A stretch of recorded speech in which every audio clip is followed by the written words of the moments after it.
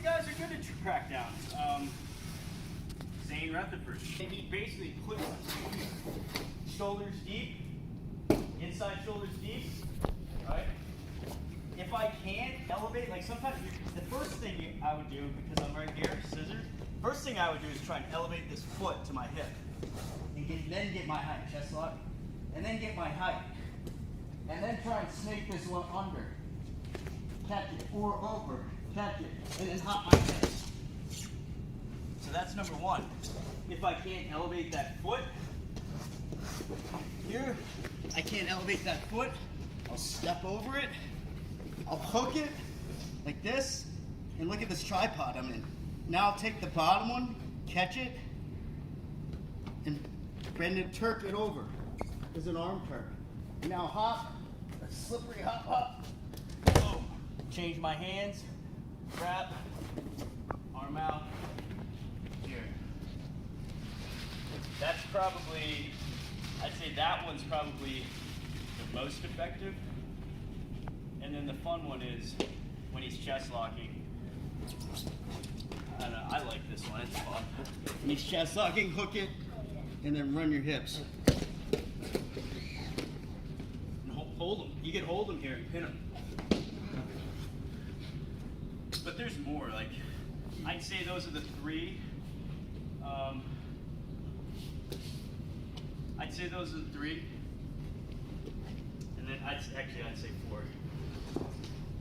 Here. My hips are on this side, catch the elbow, and then lift my head out. That one right there is probably maybe number 2 that I would personally go to. First one is the first one, second one that one, third one when I do the complicated foot hook, hop my hips over. Last one for fun. I think the fourth one is a good one when they try to stop the third one. Yes. Now, where do you go to when you're trying to hook that elbow? The chest wrap, trying to hook the elbow, but they're good at hiding their elbow. They're keeping their elbow high. I would probably get both hips the second one. Like if I can't hook this, I would still jump over and elevate. Because I don't necessarily need the arm to do that, but it's still effective because you've got both knees on one side and they can't crotch lift you. Like you're trying to avoid crotch lifts, you're trying to avoid chest locks by having your hips down. If your hip is up,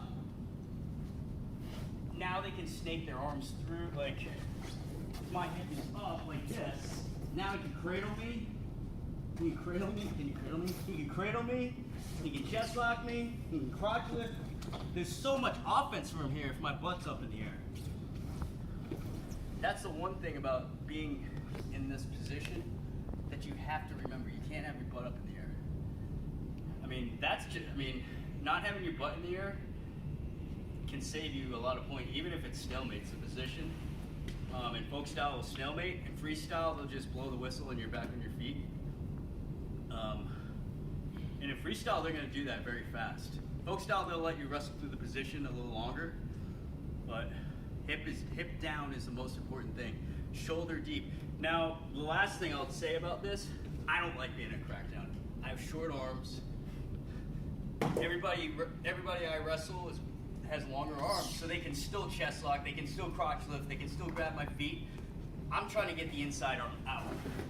So I'm trying to do, I would prefer to get this arm out here. Here. I would prefer to get this arm out and then crowd here. But it works for me because I have short arms. I can snake my arm out a lot of times. People with longer arms might not be able to do it.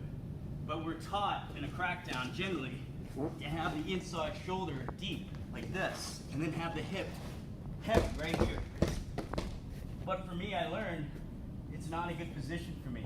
People are just, look at, he's smaller than me and he can still chest lock me, he can still do stuff that gives him somewhat of an advantage. So for me, I'm trying to scoot that arm out and then elevate, crowd. Again, it's like that Turk position, right? Turk, crowd, hips down. Yeah.